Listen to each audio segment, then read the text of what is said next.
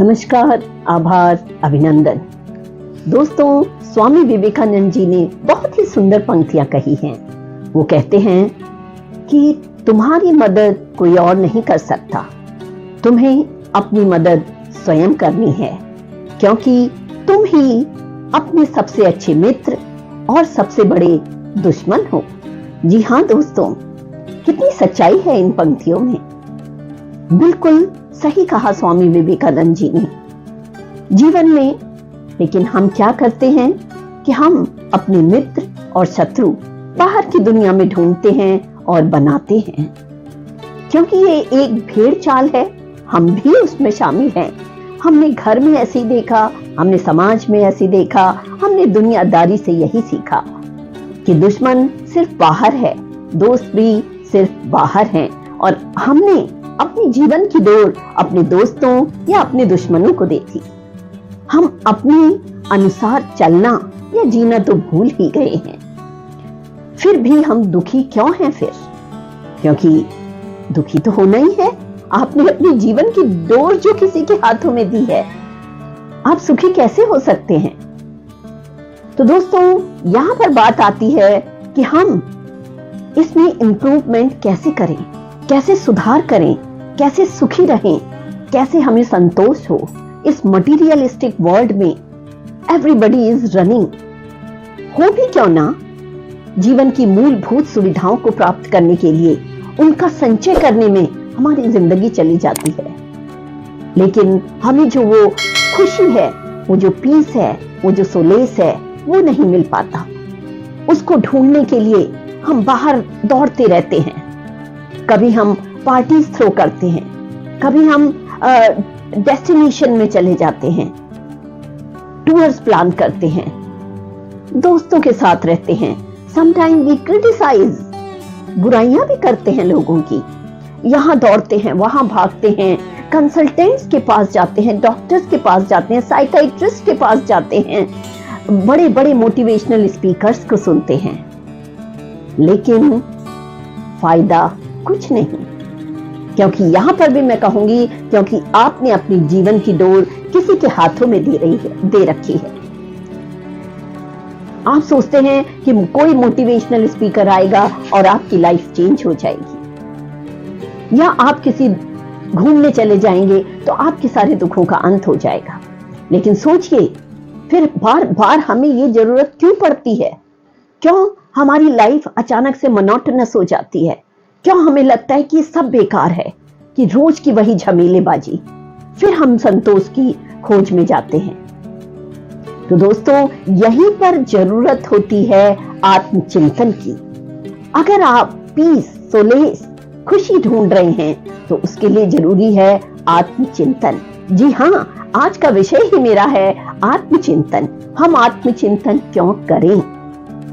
अब आप कहेंगे, आत्मचिंतन का भाई हमें समय नहीं है, दुनिया में इतने काम हैं। आपके पास समय है दूसरे के साथ घंटे बैठे रहने का, घंटों मोबाइल करने का, लेकिन आपके पास 5 मिनट मात्र आत्मचिंतन के नहीं है। दोस्तों, कभी हम जाने अनजाने वो बातें कह जाते हैं जो कि सार्थक ही नहीं है। जरा सोचिए, अपने लिए आप इतने काम करते हैं, लेकिन अपनी आत्मा की शांति के लिए, अपने मन की शांति के लिए क्या आप आत्मचिंतन करते हैं? जी हाँ, मैं बात कर रही हूं आत्मचिंतन, यानी कि सेल्फ इंट्रोस्पेक्शन, यानी कि सेल्फ रिफ्लेक्शन, खुद को जानना, आत्ममंथन, आत्मचिंतन। सरल शब्दों में कहूंगी कि स्वयं से बातें करना। क्या आप ऐसा करते हैं? अगर नहीं तो आप इसे शुरू कर दीजिए, और इसके जो आपको अनबिलीवेबल जो आपको फायदे दिखाई देंगे, ट्रेमेंडस आपको इसके जो फायदे दिखाई देंगे दोस्तों, आप उसके बाद मुझे धन्यवाद देना बिल्कुल नहीं भूलेंगे। तो आइए इस पर विस्तृत चर्चा करते हैं। इस पर मैं आपको विस्तृत रूप से बताती हूँ कि आत्मचिंतन क्या है, इसको हम क्यों करें, इसके अनगिनत फायदे क्या हैं और इसको कैसे करना है। तो बने रहिएगा मेरे साथ, कहीं जाइएगा मत दोस्तों, क्योंकि आज का कंटेंट हो सकता है आपके लिए बहुत ही फायदेमंद। दोस्तों, आज के इस मटीरियलिस्टिक वर्ल्ड में हम सब परेशान हैं। हमको बहुत कुछ चाहिए, सुख सुविधाएं चाहिए, हमें समाज में अपना एक स्थान चाहिए और हम लोगों से कुछ हटकर भी करना चाहते हैं। ये कुछ इच्छाएं हैं जो हर व्यक्ति के भीतर पनप रही हैं और होना भी चाहिए। मनुष्य जीवन एक बार ही मिलता है, तो हम चाहते हैं कि जब तक ये जीवन है हम हर चीज प्राप्त कर लें, लेकिन हर चीज को प्राप्त करने के चक्कर में कहीं हम अपने से बहुत दूर हो जाते हैं। तो दोस्तों, आत्मचिंतन मैं इसलिए कहती हूँ क्योंकि ये हमें शांति देता है, ये हमें स्वयं से स्वयं का परिचय कराता है। बड़ा खूब कहा है किसी ने कि दिन के झूठ का सच रात होती है, इसलिए आत्मचिंतन के लिए जो सही समय है वो होता है रात में। सोने से पहले आपको सिर्फ 5 मिनट आत्मचिंतन करना है। समस्याएं, जैसे कि मैं कहूंगी कि कितनी ही समस्याएं हैं, मुझे ये समस्या है, हो सकती है मेरे लिए कि मुझे अपना प्रदर्शन बहुत अच्छा करना है, ये भी मेरे लिए एक समस्या हो सकती है। मुझे अपनी जॉब की समस्या हो सकती है, पति पत्नी के झगड़े बहुत बड़ी समस्या है। अगर आप लड़की ढूंढ रहे हैं तो एक सही साथी का चयन ये भी बहुत बड़ी समस्या है। फिर गृहस्थी को बसाना ये भी एक समस्या है। बच्चे पैदा हो जाएं तो उनकी पढ़ाई की समस्या, उनके लिए सुख सुविधाओं का जुटाना उसकी समस्या, घर में सास बहू की समस्या, पड़ोसियों की समस्या और सबसे बड़ी समस्या कि लोग क्या कहेंगे। जी हाँ दोस्तों, आधा जीवन तो हमारा इसी में बीत जाता है कि लोग क्या कहेंगे। सबसे बड़ी समस्या यही है हम लोगों की। और इन समस्याओं से बचने के लिए हम क्या करते हैं? हम एस्केप ढूंढते हैं। That is called escapism. यानी कि हम प्रेजेंट सिचुएशन को हैंडल ना करके थोड़े समय के लिए कहीं चले जाना चाहते हैं। इसके लिए कई लोग पॉजिटिव वे में तो मुड़ जाते हैं, कई लोग जो है नेगेटिविटी उनके अंदर बहुत ज्यादा आ जाती है। जब समस्याओं का समाधान नहीं मिलता है वो परेशान हो जाते हैं। और सपोज आपने अपने को ध्यान बटाने के लिए आपने कोई भी अच्छा काम शुरू कर दिया, समाज सेवा शुरू कर दिया आपने, या आप कुछ कंटेंट लिखना आपने शुरू कर दिया। इस तरह की आपने अपना, अगर आप जॉब कर रहे हैं तो आपने उसमें कुछ हट के करने की सोची कि एक्स्ट्रा टाइम में मैं ये करूंगा। हो सकता है इससे आपको फायदा हो थोड़े समय के लिए, but that is not a permanent solution. और कुछ लोग क्या करते हैं, आपने देखा होगा, जो हमारे यंगस्टर्स हैं, स्पेशली जो पढ़ने वाले विद्यार्थी हैं, उनकी आशाएं तो बहुत होती हैं, आकांक्षाएं तो बहुत होती हैं, और पूरा न होने पर जब वो हताश हो जाते हैं तो वो कोई भी कदम उठा लेते हैं। मुझे लगता है कि यह आत्मचिंतन का जो विषय है इसको हमारे सिलेबस में ऐड कर देना चाहिए। मैं यहाँ पर बिल्कुल ध्यान की बात नहीं करूंगी, ये ध्यान से थोड़ा सा अलग है। ध्यान में हम किसी भी एक चीज पर चिंतन करते हैं, एक चीज पर हमें कंसंट्रेशन करना पड़ता है, जबकि मैं बात कर रही हूँ सेल्फ टॉक की, सेल्फ रियलाइजेशन, इंट्रोस्पेक्शन की, कि आपको अपने अंतर मन में झांककर स्वयं को जानना है कि मैं क्या हूं, कि मैंने दिन भर में आज कितने अच्छे काम किए, मैंने कितने लोगों का दिल दुखाया, क्या मुझे सफलता मिली आज के दिन में, मेरा जो टारगेट था क्या मैंने उसे पूरा किया। हम अपने पाप, अपने पुण्यों का हिसाब रात में सोने से जाने से पहले एक बार आप 5 मिनट अगर इसको करना शुरू करते हैं तो वास्तव में दोस्तों इसके बहुत फायदे हैं। इसको मैंने खुद से महसूस किया है। अब मैं आपको बताती हूँ कि इसके अनगिनत फायदे। तो बने रहिएगा। जैसा कि मैंने शुरू में ही कहा कि कुछ वक्त आप मुझे आज दे दीजिए अपना, तो जिंदगी भर आप मुझे धन्यवाद कहते रह जाएंगे। दोस्तों, इसका सबसे बड़ा फायदा कि धीरे धीरे जब आप आत्मचिंतन करते हैं तो आप अपनी अच्छाइयों और बुराइयों को जानने लगते हैं। दिन भर में हम सिर्फ ये ढोंग करते हैं कि हम अच्छे हैं और अच्छे ही हैं। जब हम चिंतन करते हैं तो हमें पता चलता है कि हमारे अंदर बुराइयां भी हैं, और हमें सोचने का वक्त मिलता है कि हम इन बुराइयों पर कैसे काम कर सकते हैं या अपनी कमियों पर कैसे काम कर सकते हैं। सबसे इसका बड़ा फायदा है कि धीरे धीरे हमारा मन एकाग्र होने लगता है। जो मन हमारा इधर उधर इतना भटकता है वो कंट्रोल में आने लगता है।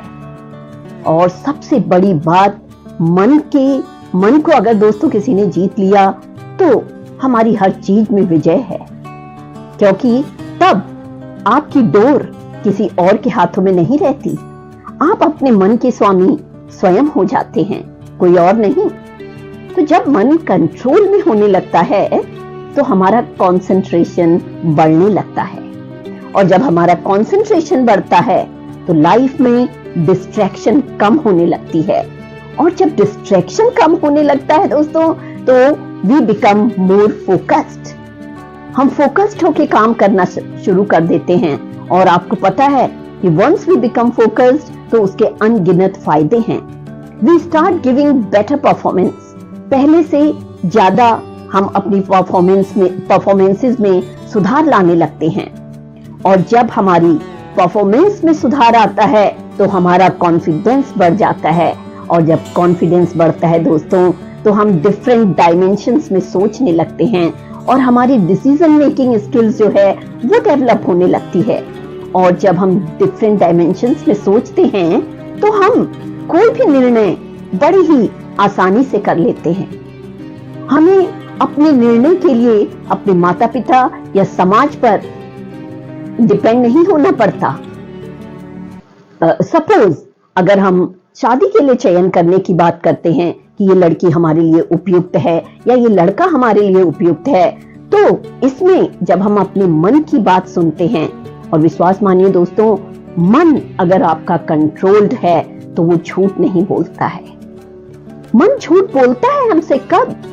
जब आप दूसरों के अधीन रहते हैं, जब आपके ऊपर आपके माता पिता की मर्जी, आपके दोस्तों की मर्जी, समाज की मर्जी इतनी चढ़ी रहती है, तब आप डिसीजन नहीं ले पाते हैं। तो ये सबसे बड़ी बात कि हमारी जो डिसीजन मेकिंग स्किल्स हैं वो बहुत डेवलप हो जाती हैं।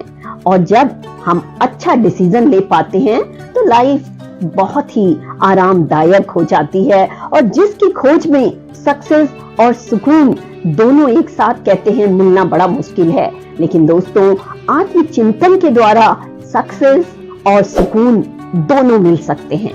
तो दोस्तों इसको करना कैसे है ये जानिए। आप कुछ नहीं करना है आपको, सिर्फ इसके लिए एकांत आपको जरूर चाहिए। ऐसा नहीं हो सकता कि आप बिल्कुल भीड़ में बैठकर इसको कर पाएंगे, उसके लिए बहुत बाद में आप ऐसा कर सकते हैं। शुरुआती दिनों में आपको अकेले कमरे में, और इसको शुरू करिए आप रात को सोने से पहले, बिस्तर में जाने से पहले। आप जैसे कि जॉइनिंग डॉट्स होता है, सवेरे से लेकर रात तक की जो भी घटनाएं आपके साथ अच्छी या बुरी हुई हैं, आप उनको जोड़ना शुरू करिए। आप ये सोचिए कि आपने दिन भर में 5 ऐसे कौन से अच्छे काम किए, आप उनको लिख भी सकते हैं। फिर आप सोचिए कि आपने ऐसे 5 कौन से बुरे काम किए, या आपने टोटल 18 घंटे आपके पास थे तो आपने उसमें से कितना समय बर्बाद कर दिया, कितना समय आपने दूसरों की बुराई करने में लगा दिया। आप इनको अलग अलग बांट कर लिख भी सकते हैं। लिखने से ये हेल्प होगी कि दूसरे दिन आप एक बार उनको पढ़कर फिर से चिंतन करने बैठते हैं तो आपको मदद मिलेगी कि क्या मैंने पहले दिन से दूसरे दिन में कुछ सुधार किया है। और आपको एक ही प्रण करना है कि दूसरा दिन सिर्फ मैं अपने लिए काम करूंगा, अपनी खुशी के लिए। आपको जिसमें खुशी मिलती है, क्योंकि जब आप आत्मचिंतन करने लगते हैं तो मन आपको कभी भटकने नहीं देता है, आपको गलत दिशा में नहीं जाने देगा। अब हाँ, आप कह सकते हैं कि चोर भी तो यही कहता है, या कोई भी टेररिस्ट यही कहता है कि उसके मन को सुकून मिलता है। तो दोस्तों उन्होंने जीवन में कभी आत्मचिंतन नहीं किया।